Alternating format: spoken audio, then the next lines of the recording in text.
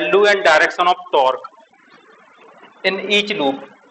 ठीक है, वही लूप है, एबीसीडी सब में रखा है। ठीक है ना, एबीसीडी ही रखा है सब में, यहाँ भी एबीसीडी रखा, यहाँ भी एबीसीडी रखा, यहाँ भी एबीसीडी है। तीनों में करंट फ्लो हो रही है 10 ampere 10 ampere 10 ampere. Magnetic field की डायरेक्शन है 2 Tesla in positive x direction, 2 Tesla 2 Tesla. ठीक है, अब आपको निकालनी है find value and direction of torque. ठीक है, टॉर्क की वैल्यू और डायरेक्शन आपको फाइंड करनी है। ठीक है, find value and direction of torque, torque की वैल्यू फाइंड करनी है, डायरेक्शन फाइंड करनी है इन ईच केस। ठीक है, इन सभी केस में आपको फाइंड करना है। हाँ, बात समझ में आ रही कि नहीं आ रही?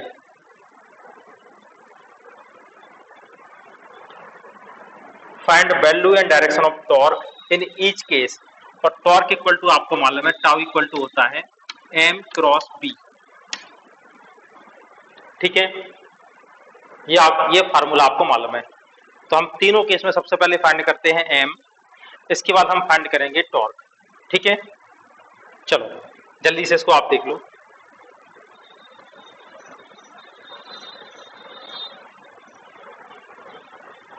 सबसे पहले m की वैल्यू क्या होती है आपको मालूम है, m इक्वल टू होगा NIA। m equal to formula होता है NIA। ठीक है, n कहलाएंगे नंबर ऑफ टर्न, I हो गई करंट की वैल्यू, A हो गया एरिया। ठीक है, यहां तक बात समझ में आ रही है? अब आप देखो n की वैल्यू कितनी होगी 1, I की वैल्यू होगी 10 और A की वैल्यू होगी 2 इंटू 1 यानी 2। ठीक है, तो m की वैल्यू तो हो जाएगी सब में 20 एम्पियर मीटर स्क्वायर।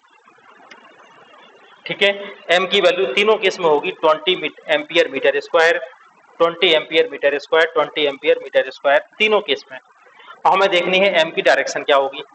तो फर्स्ट केस में आप देखो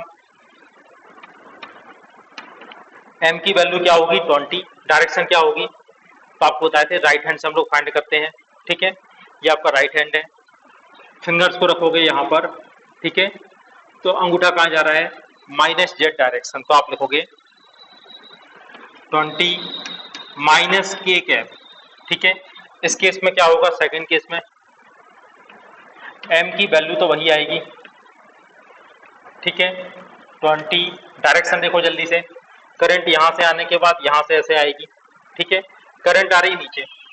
ठीक है, ये कौन सा होगा, प्लस एक्स एक्सिस मतलब आई कैप, 20 आई कैप। इसमें देखो करंट की डायरेक्शन ऐसे हो रही।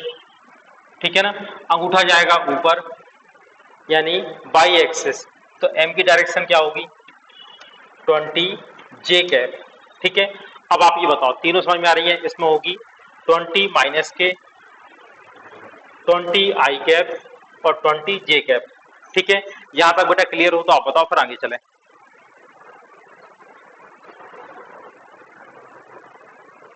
ठीक है, बात समझ में आ रही इतनी? चलो अब देखो टॉर्क निकालने का तरीका, बहुत अच्छे से समझना है इसको। ठीक है, दो तरीके से बता रहा है, एक तो डायरेक्ट वेक्टर, लेकिन कई जगह आपके आईजे के काम ना हो पाए तो फिर हम दूसरा तरीका भी बता रहे हैं। ठीक है, दोनों तरीके से आप देख लो डायरेक्शन। ठीक है, चलो अब आप ये देखो m की डायरेक्शन ये है, b की डायरेक्शन क्या दी है, b की वैल्यू दी है 2 और डायरेक्शन दी है i कैप। ठीक है ना, 2 आई कैप और m की वैल्यू है 20 माइनस k कैप। ठीक है, टॉर्क क्या होता है, torque equal to m cross b। अब आपको बताए थे अगर दो वेक्टर आपको गिवन हो a और b और आपको निकालना हो इनका क्रॉस प्रोडक्ट की डायरेक्शन, तो तरीका क्या बताए थे आपको, अगर दो वेक्टर हैं a b, एक वेक्टर है a दूसरा वेक्टर है b, a क्रॉस b की डायरेक्शन क्या होगी, direction of a cross b। तो फर्स्ट वाले वेक्टर को सेकंड की ओर घुमाते हैं, अगर एंटी क्लॉकवाइज आए तो परपेंडिकुलर अपवर्ड और क्लॉकवाइज आए तो परपेंडिकुलर डाउनवर्ड। ठीक है ना, पहले हम इस तरीके से फाइंड करेंगे फिर आपको वेक्टर वाले तरीके से। ठीक है ना, तो आप देखो फर्स्ट वाले वेक्टर को सेकंड की ओर घुमाओ। ठीक है, ए को बी की ओर घुमाया, अगर परपेंडिकुलर अपवर्ड आएगा तो सॉरी एंटी क्लॉकवाइज आएगा तो परपेंडिकुलर अपवर्ड, एंटी क्लॉकवाइज में परपेंडिकुलर अपवर्ड और क्लॉकवाइज में परपेंडिकुलर डाउनवर्ड। आपको सबको ये बात मालूम है, ठीक है ना। अब आप इसको देखो अच्छे से,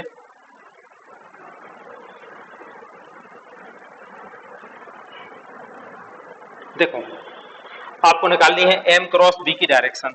तो एम कौन सी डायरेक्शन में है, 20 माइनस के कैप, ठीक है ना।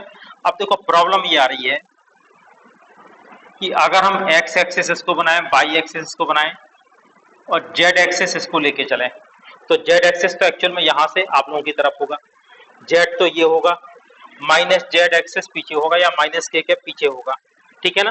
तो घुमाना थोड़ा सा टफ काम है, ठीक है ना। एक्चुअल में आपको यहाँ पे रख के घुमाना नहीं है, तो 3 डायमेंशन है। तो आपको देखो सबसे पहले हम आपको बता रहे हैं रोटेशन ऑफ एक्सिस के साथ इसको सॉल्व करना, ठीक है ना। एक्सिस को ही हम रोटेट कर देंगे। कैसे रोटेट करेंगे, अब आप ये देखो, एम की डायरेक्शन क्या दी है, माइनस के कैप, और बी की डायरेक्शन क्या दी है, आई कैप। तो अब आप यहाँ पे देखो, ये लिखे हैं एक्स वाई जेड, ठीक है ना। अब हमारे पास काम के एक्सेस कौन कौन से हैं, के और आई, ठीक है। इसके अलावा क्या बचा, जी, यानी वाई एक्सेस। तो हम लोग क्या करते हैं, फिर से एक्सेस को रीड्रॉ करते हैं, बहुत अच्छे से समझना। और जो बची हुई एक्सेस है इसको नाम दे दो जे कैप, ठीक है ना। इस वाले एक्सेस को आप लिख दो जे कैप, और ये दोनों होंगे एक्स और वाई। कैसे होंगे, देखो एक्स ये था, वाई ये था, और सॉरी एक्स वाई जेड ये वाला एक्सेस था। अब आपने वाई एक्सेस बना दिया इसको, वाई को यहाँ पे लेके आए तो जेड कहाँ चला जाएगा, इस तरफ, और जेड यहाँ पर आया तो एक्स कहाँ चला जाएगा, ऊपर, ठीक है। इस तरह से हमने इस वाले एक्सिस को रोटेट करके ये वाला बना दिया। सब लोग ये बताओ, ये बात समझ में आ रही कि नहीं आ रही, इससे हमने ये कैसे बनाया और क्यों बनाया, ठीक है। क्योंकि एम और बी हमें चाहिए थे प्लेन में, तो इसको प्लेन में रखने के लिए के और आई मतलब जेड और एक्स एक्सिस हमें प्लेन में चाहिए थे, तो हमने प्लेन में लेने के लिए इससे हमने एक्सिस को घुमा दिया, ठीक है। सब लोग केवल जेड की डायरेक्शन में क्या था,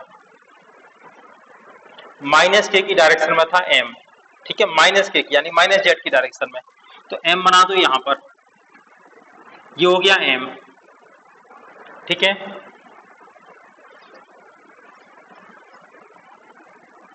ये हो गया एम, और बी की डायरेक्शन कौन सी थी, बी की डायरेक्शन कौन सी थी, एक्स एक्सिस, ये बना दिया बी। क्लियर है बेटा इतना, ये बताओ क्लियर है। चलो अब आपको एम को बी की ओर घुमाना है, फर्स्ट वाले वेक्टर को सेकंड की ओर घुमाना है। एम को बी की ओर घुमाओ, क्लॉकवाइज आ रहा है एंटी क्लॉकवाइज, क्लॉकवाइज का मतलब परपेंडिकुलर डाउनवर्ड, ठीक है। परपेंडिकुलर डाउनवर्ड मतलब माइनस जे एक्सिस, ठीक है ना, माइनस वाई एक्सिस या माइनस जे कैप। आ रही बात समझ में कि नहीं आ रही,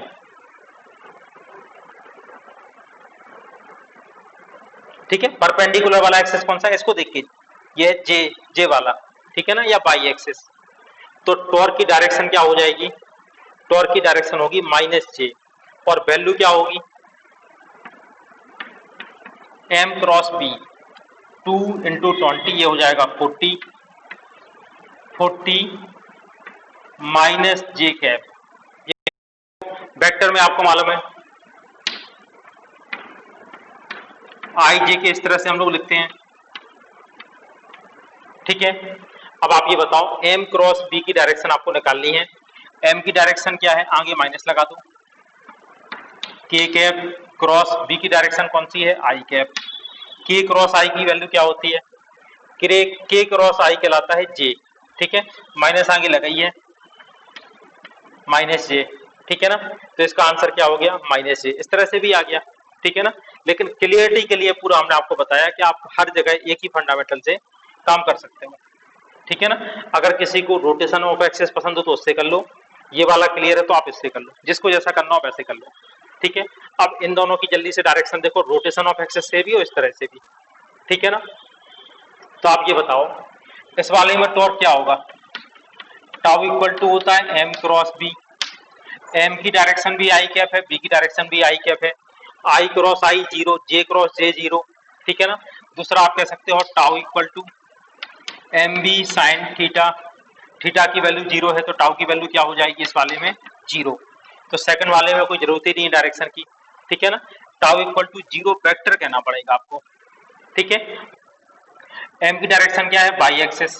देखो टाउ इक्वल टू क्या होता है?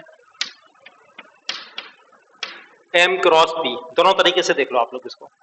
टाउ इक्वल टू होता है एम क्रॉस बी, ठीक है ना। एम की डायरेक्शन कौन सी है? ये है बाई, और बी की डायरेक्शन कौन सी है? एक्स। तो बाई और एक्स तो हमारे काम के एक्सेस हैं, बिना काम का कौन सा, इसके अलावा कौन सा बचता है? जेड। तो इसमें कोई भी एक्सेस को रोटेट नहीं करना, ये नॉर्मली जैसा होता है वैसे ही बनेगा। ये वाला जेड एक्सेस है, ये वाला एक्स एक्सेस है, ये वाला वाई एक्सेस है, ठीक है ना। अब आप ये देखो एम की डायरेक्शन कौन सी है? 20 जे कैप, ठीक है ना। मतलब ये हो गई एम की डायरेक्शन। बी की डायरेक्शन कौन सी है? 2 आई कैप। ये हो गई बी की direction. M cross B, M को बी की ओर घुमाओ, ठीक है। कैसा आ रहा है? क्लॉक वाइज, ठीक है। क्लॉक वाइज मतलब परपेंडिकुलर डाउनवर्ड, यानी कौन सा कहलाएगा? माइनस जेड एक्सिस, ठीक है।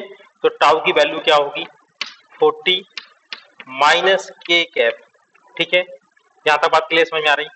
दूसरा तरीका एम क्रॉस बी, ठीक है। जे क्रॉस आई, जे क्रॉस आई, एरो के अपोजिट जा रहे हैं, तीसरा वाला वेक्टर माइनस साइन के साथ। तो आप लिख सकते हो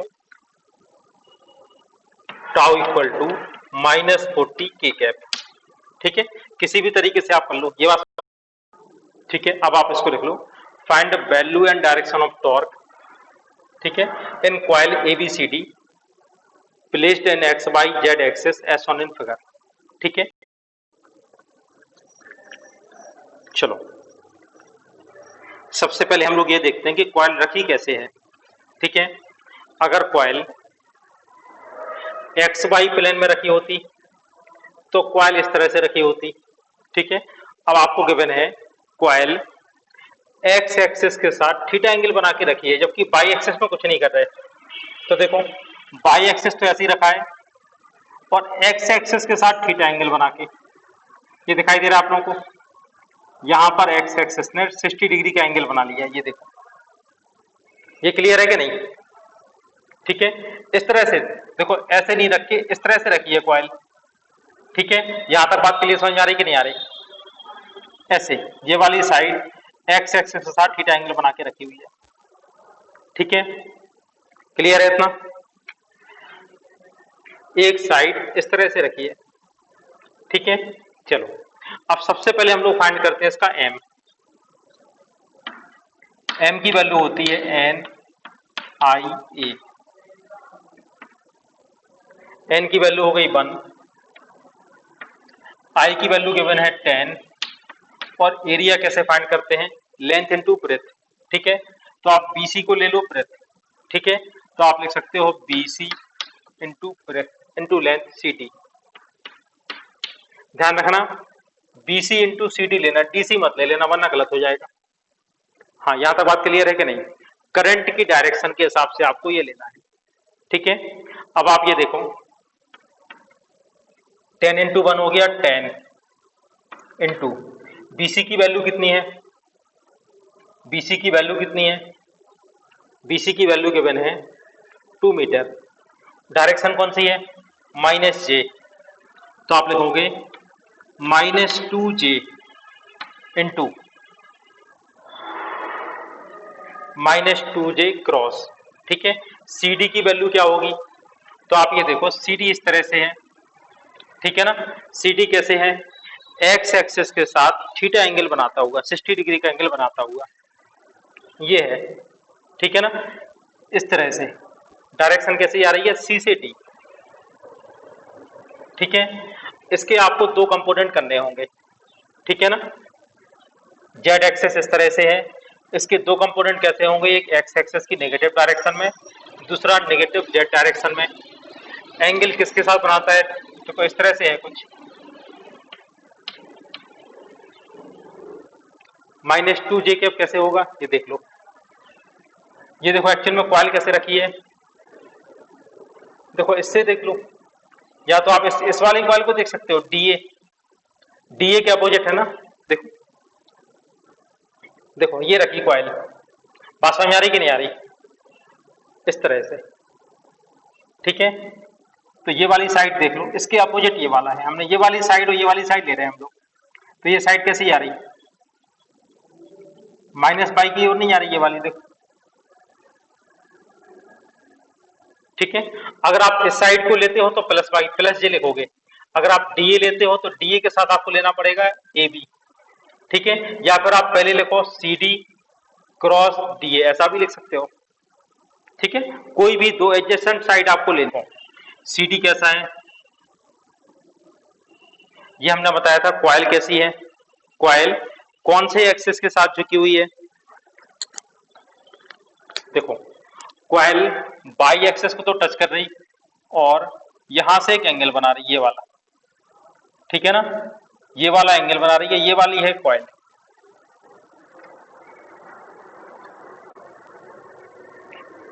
ये जो सी डी है वो कुछ इस तरह से है, ठीक है ना। इसके दो कंपोनेंट होंगे, एक ये वाला और एक इस तरह से, ठीक है ना।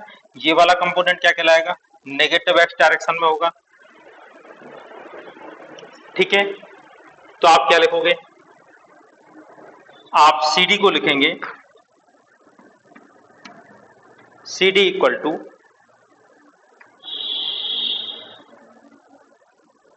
इसकी वैल्यू कितनी है, 1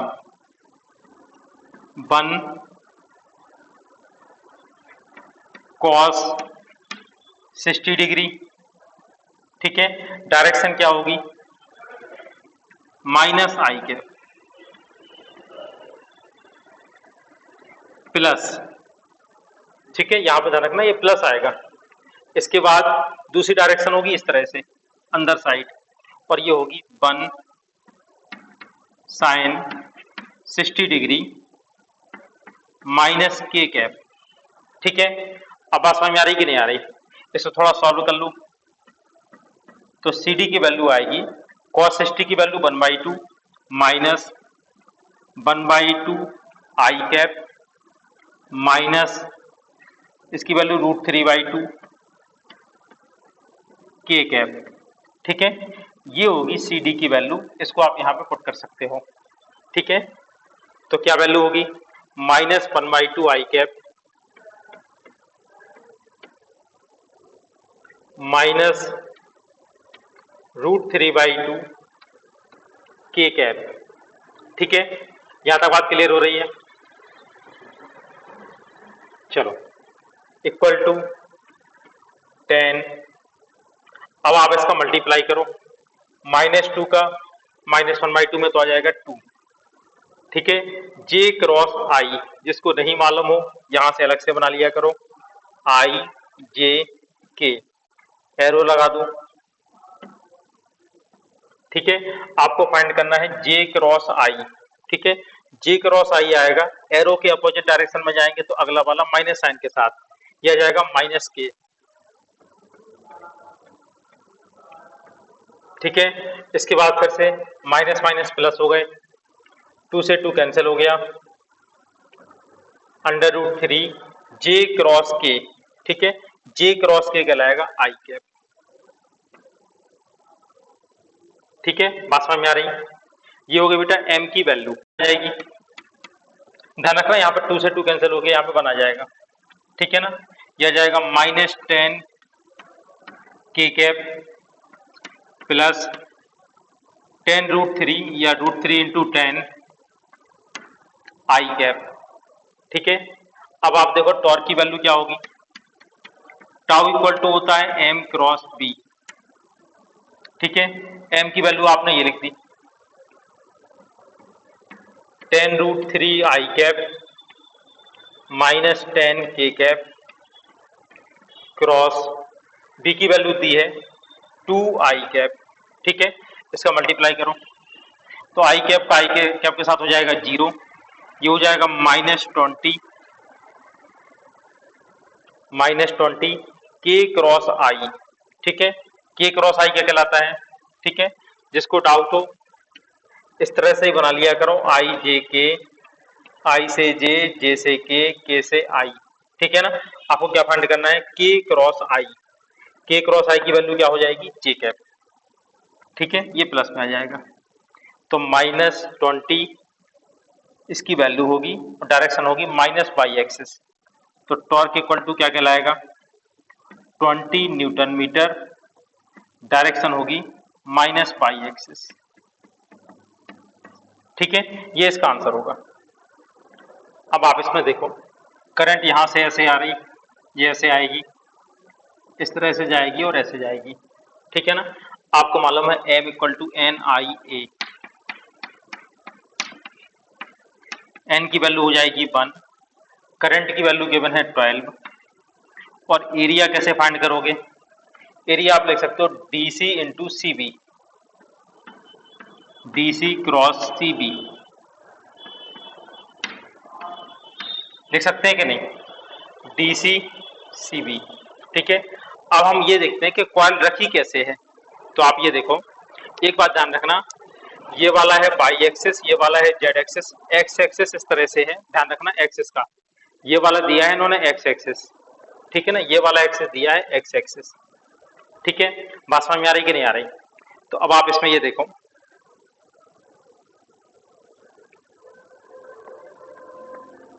एक मिनट चेक कर रहे बेटा।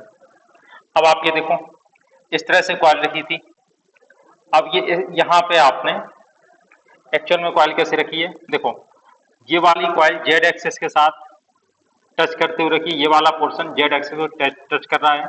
ठीक है ना, अभी हमने जेड पर भी टच किया और बाई पर भी इसको टच कर दिया। अब बाई एक्सिस से 30 डिग्री का एंगल बनाना है। ठीक है, तो ये बना दिया, ये रखी है कॉइल बाई एक्सिस से 30 डिग्री के एंगल पर। ठीक है ना, बात समझ में आ रही? ये है CD, इसके करने हैं 2 कंपोनेंट।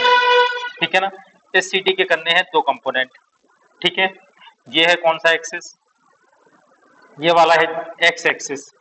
ठीक है, तो एक कंपोनेंट कौन से एक्सिस में होगा? ये बाई के साथ बनाती है 30 डिग्री का एंगल, तो बाई और जेड, सॉरी बाई और एक्स में इसके 2 कंपोनेंट होंगे। ठीक है, फिर से देखो, ये CD कैसे रखी है? कुछ इस तरह से। ठीक है, बाई एक्सिस के साथ 30 डिग्री का एंगल बनाते हुए, तो एक कंपोनेंट होगा बाई एक्सिस में, दूसरा कंपोनेंट होगा जेड एक्सिस में। ठीक है, यहां तक बात समझ में आ रही कि नहीं आ रही? चलो, अब हम निकालते हैं DC की वैल्यू। ठीक है, तो DC इक्वल टू हो जाएगा, इसकी वैल्यू कितनी है? ब्रेथ कितनी है? 5 सेंटीमीटर। ठीक है ना, तो एक कंपोनेंट होगा 5 cos 30 डिग्री, डायरेक्शन होगी J cap, plus 5 sin 30 degree, direction होगी आई कैप। ठीक है, बात समझ में आ रही?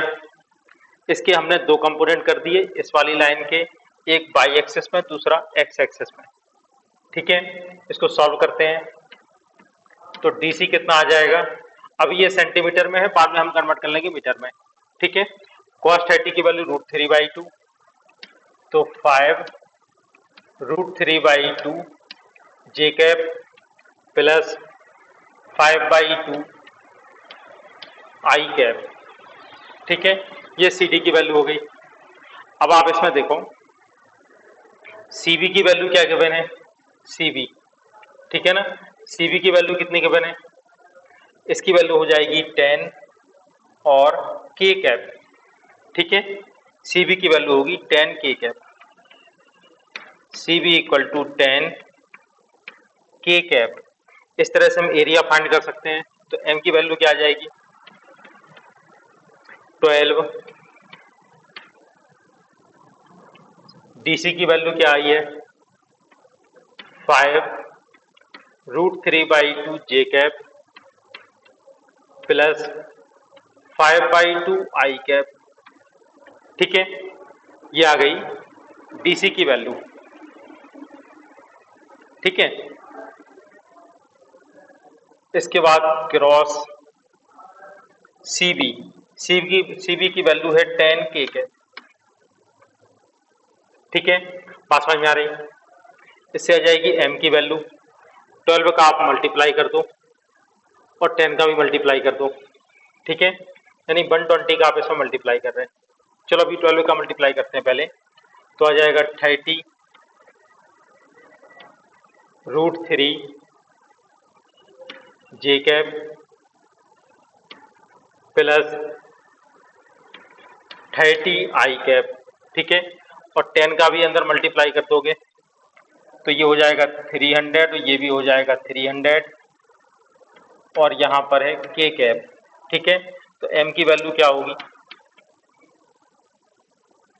जे क्रॉस के। ठीक है, आपको तरीका बताए थे, I J K लिख के एरो लगा लिया करो, कभी आपको दिक्कत नहीं होगी। ठीक है, तो J क्रॉस के की वैल्यू क्या होगी? J क्रॉस के कहलाएगा आई कैप। ठीक है, तो ये होगा 300√3 आई कैप प्लस आई क्रॉस के कहलाएगा -J। ठीक है, तो आ जाएगा -300 जे कैप।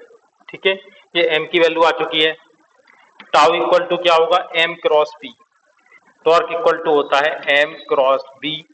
ठीक है, M की वैल्यू ये पुट कर दो 300। इसमें एक काम और करना है आपको, 10 टू दी पावर -4 का मल्टीप्लाई और करना। क्यों? क्योंकि ये सेंटीमीटर में, मीटर में आपने कन्वर्ट कर दिया -4 का मल्टीप्लाई करके। ठीक है, 300√3 आई कैप -300 जे कैप क्रॉस B की वैल्यू कितनी के बने?